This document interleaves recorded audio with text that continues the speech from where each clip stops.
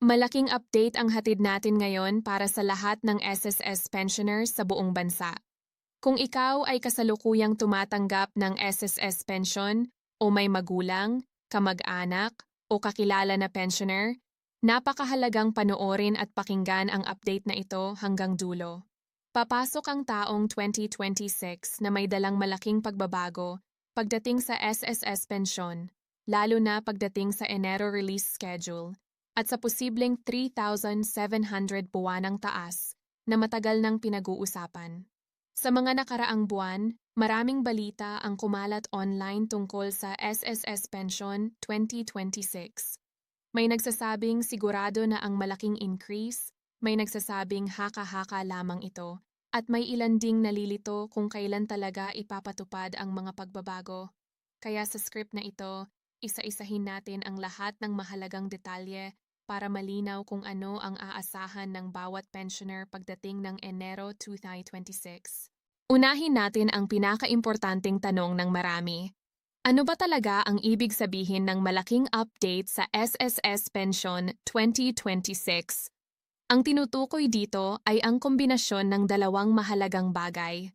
Una, ang Enero release schedule ng SSS Pension na may ilang adjustments kumpara sa nakaraang taon. Pangalawa, ang posibilidad ng hanggang 3,700 buwanang dagdag sa pensyon depende sa status at classification ng pensioner. Pagdating sa release schedule, mahalagang maunawaan na ang SSS ay may sinusunod na sistematikong paraan ng paglalabas ng pensyon bawat buwan. Karaniwan, ang pensyon ay ipinapasok batay sa huling digit ng SSS number o sa naka-assign na payout schedule ng bangko. Sa Enero 2026, inaasahan ang mas maagang paghahanda ng SSS dahil ito ang unang buwan ng implementasyon ng mga bagong adjustments. Ibig sabihin, mas magiging istrikto ang SSS sa records verification upang maiwasan ang delay o error sa pension release. Para sa mga pensioners na tumatanggap ng pensyon sa pamamagitan ng bank crediting, inaasahan na papasok ang pensyon sa parehong schedule. Ngunit may posibilidad ng slight adjustment sa unang payout ng Enero dahil sa system updates. Hindi ito dapat ikabahala dahil normal itong nangyayari tuwing may bagong implementasyon o pagbabago sa pension system. Ang mahalaga ay siguraduhing updated ang bank account details sa SSS records. Ngayon, dumako tayo sa mas pinag-uusapang bahagi ng update, ang posibleng 3,700 buwanang taas sa SSS pensyon. Ang salitang posibleng ay mahalagang bigyang diin dahil hindi ito pare-parehong matatanggap ng lahat ng pensioners. Ang halagang ito ay base sa pinagsama-samang pension adjustment, minimum pension increase, at iba pang factors na ginagamit ng SSS sa pag-compute ng pension. Para mas maintindihan, kailangan nating balikan kung paano kinukwenta ang SSS pension. Ang buwanang pensyon ay base sa kontribusyon ng miyembro habang siya ay nagtatrabaho, kasama ang bilang ng hulog at ang average monthly salary credit. Dahil dito, natural na magkakaiba ang pension amount ng bawat pensioner. Ang posibleng 3,700 na dagdag ay maaaring maramdaman ng buo ng ilang pensioners, lalo na yaong nasa mas mababang pension bracket, habang ang iba naman ay makakakita ng partial increase depende sa kanilang current pension. Isa sa mga layunin ng SSS sa pension adjustments ay ang itaas ang minimum pension upang mas makasabay sa patuloy na pagtaas ng presyo ng bilihin. Sa nakaraang mga taon, unti-unting itinaas ang pensyon sa pamamagitan ng tranche system at periodic adjustments. Sa 2026, inaasahan na mas malaki ang adjustment kumpara sa mga nakaraang taon, kaya naging sentro ng usapan ang halagang 3,700. Mahalagang linawin na ang posibleng 3,700 buwanang taas ay hindi one-time cash assistance. Ito ay inaasahang magiging bahagi ng regular na buwanang pensyon kapag naipatupad na. Ibig sabihin, kung ikaw ay makakatanggap ng increase na ito, buwan-buwan mo na itong matatanggap simula Enero 2026 at sa mga susunod pang buwan. Marami ring nagtatanong kung sino-sino ang may pinakamalaking tsansang makakuha ng buong 3,700 increase. Karaniwan, ang mga pensioners na nasa minimum pension range o yaong matagal nang hindi nakaranas ng malaking adjustment ang kabilang sa priority ng SSS pagdating sa pension increase. Gayun din, ang mga may long contribution history ngunit mababa pa rin ang kasalukuyang pensyon ay posibleng makaramdam ng mas malaking adjustment. Para sa mga disability at survivor pensioners, ang increase ay ipatutupad din base sa umiiral na patakaran ng SSS. Ang mahalaga ay aktibo ang pensyon at walang legal o documentation issues na pumipigil sa regular na release ng benepisyo. Kaya kung may pending verification o record discrepancy, mas mabuting ayusin ito bago pa man dumating ang Enero 2026. Pagdating naman sa Enero release schedule, inaasahan na maglalabas ang SSS ng opisyal na advisory bago matapos ang taon upang ipaalam ang eksaktong dates ng pension release.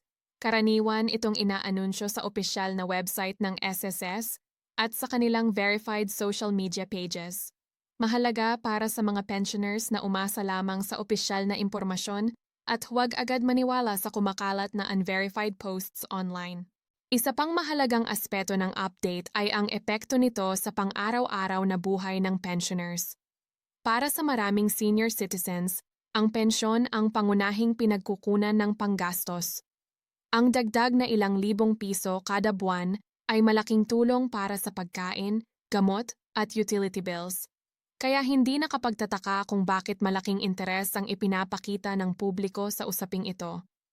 Habang papalapit ang 2026, patuloy ding inaayos ng SSS ang kanilang digital systems upang mas maging maayos ang processing ng pensyon.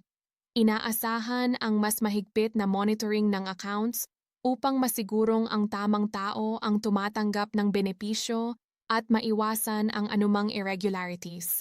Ito rin ang dahilan kung bakit hinihikayat ang mga pensioners na panatilihing updated ang kanilang personal information. Ang malaking update na ito ay hindi lamang tungkol sa pera, kundi tungkol din sa seguridad at kapanatagan ng mga pensioners. Ipinapakita nito na kinikilala ng SSS ang pangangailangan ng kanilang mga miyembro at patuloy silang naghahanap ng paraan upang mapabuti ang pension system sa kabila ng mga hamon sa ekonomiya. Sa puntong ito, malinaw na ang Enero 2026 ay magiging isang mahalagang buwan para sa lahat ng SSS pensioners. Ang kombinasyon ng updated release schedule at ang posibleng 3,700 buwanang taas ay nagdadala ng pag-asa at anticipation sa maraming pamilya. Ngunit kasabay nito, mahalaga ring manatiling maingat at informed upang maiwasan ang kalituhan at maling expectations. Habang patuloy ang pag-uusap tungkol sa malaking update sa SSS Pension 2026, mahalagang pagtuunan din natin ng pansin ang mas malalim na dahilan kung bakit isinasagawa ang ganitong klasing adjustment. Hindi lamang ito simpleng desisyon na biglang itaas ang pensyon, kundi resulta ito ng matagal na pag-aaral, pagsusuri sa pondo ng SSS, at sa aktwal na kalagayan ng mga pensioners sa kasalukuyang ekonomiya. Sa mga nakalipas na taon, malinaw na nakita ang epekto ng inflation sa pamumuhay ng mga senior citizens. Ang dating sapat na pensyon ay unti-unting naging kulang dahil sa pagtaas ng presyo ng bilihin at serbisyo. Dahil dito, napilitan ang SSS na magsagawa ng mga hakbang upang maibsan ang bigat na nararanasan ng pensioners.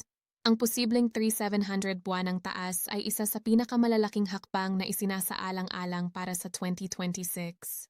Mahalagang maintindihan na ang SSS ay kailangang magbalanse sa pagitan ng kakayahang magbigay ng mas mataas na benepisyo at sa pangmatagalang sustainability ng pondo.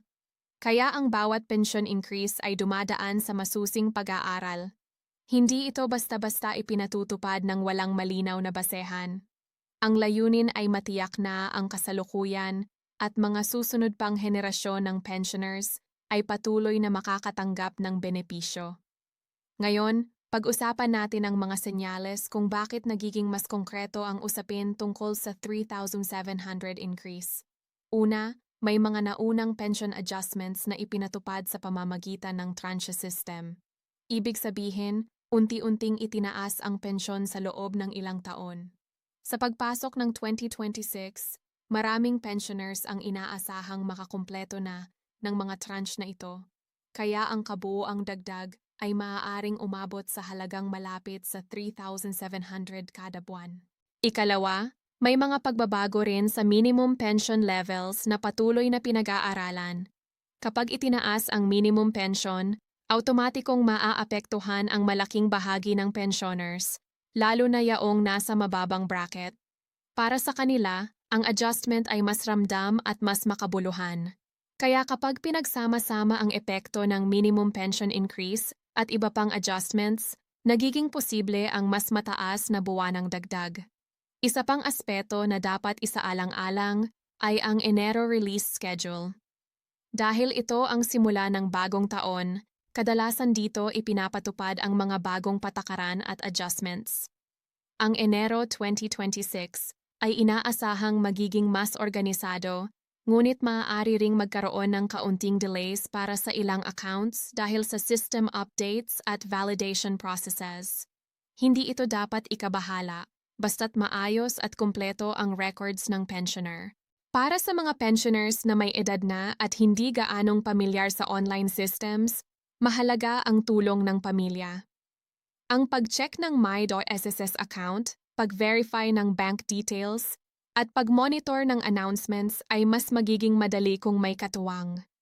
Ang simpleng paglalaan ng oras upang siguraduhing tama ang impormasyon ay malaking tulong upang maiwasan ang problema sa pension release. Marami ring nagtatanong kung may epekto ba ang pension increase sa buwis o iba pang deductions. Sa pangkalahatan, ang SSS pension ay hindi subject sa income tax, kaya ang anumang dagdag na matatanggap ay buo at walang bawas. Ito ang dahilan kung bakit mas ramdam ng pensioners ang bawat increase na ipinatutupad. Pagdating naman sa mga posibleng hamon, hindi maiiwasan na may ilang pensioners na maaaring makaranas ng delay o clarification requests mula sa SSS. Karaniwan itong nangyayari kung may duplicate records, outdated information, o kung may pagbabago sa civil status na hindi pa na-update. Kaya habang maaga pa, mainam na ayusin na ang mga ganitong bagay. Ang malaking update na ito ay may epekto rin sa pananaw ng publiko sa SSS bilang institusyon. Maraming pensioners ang muling nagkakaroon ng tiwala na ang kanilang kontribusyon noong sila ay nagtatrabaho ay may malinaw na balik sa panahon ng kanilang pagre-retiro.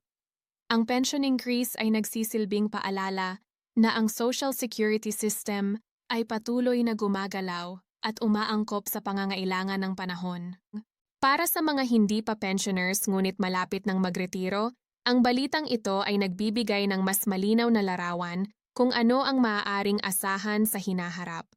Ipinapakita nito na kahit matapos ang pagre-retiro, may mga mekanismo pa ring umiiral upang mapabuti ang kalidad ng buhay ng mga senior citizens. Sa usapin ng posibleng 3,700 buwanang taas, mahalaga ring maging realistiko ang expectations. Hindi lahat ay makakatanggap ng eksaktong parehong halaga. Ang mahalaga ay may malinaw na pagtaas at may konkretong hakbang na ginagawa upang tulungan ang pensioners. Ang transparency sa usaping ito ay mahalaga upang maiwasan ang kalituhan at pagkadismaya. Habang papalapit ang Enero 2026, inaasahang magiging mas aktibo ang SSS sa pagbibigay ng updates. Maaaring magkaroon ng official advisories, FAQs, at public announcements upang ipaliwanag ang detalye ng pension adjustments. Ang pakikinig at pagbibigay pansin sa mga ito ay mahalaga upang maging handa ang bawat pensioner. Ang usapin ng SSS pension ay hindi lamang personal na isyu, kundi isang pambansang usapin. Milyon-milyong Pilipino ang umaasa sa sistemang ito para sa kanilang kinabukasan. Kaya ang bawat pagbabago, lalo na ang malaking update gaya ng inaasahang pension increase sa 2026, ay may malawak na epekto sa lipunan. Sa puntong ito, malinaw na ang Enero 2026 ay hindi basta ordinaryong buwan para sa mga SSS pensioners.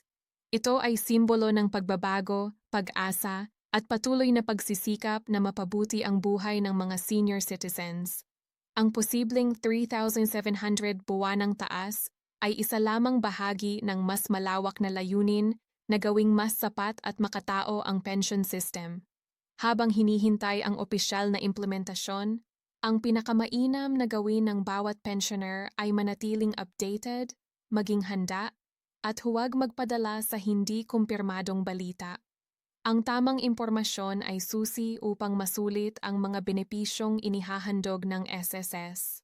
Sa huli, ang malaking update sa SSS Pension 2026 ay patunay na ang sistema ay patuloy na nagbabago upang tugunan ang pangangailangan ng panahon. Ang Enero release schedule at ang posibleng 3,700 buwanang taas ay mga hakbang na nagbibigay ng mas maliwanag na hinaharap para sa maraming Pilipinong naglaan ng kanilang lakas at panahon sa pagtatrabaho at paghulog sa SSS.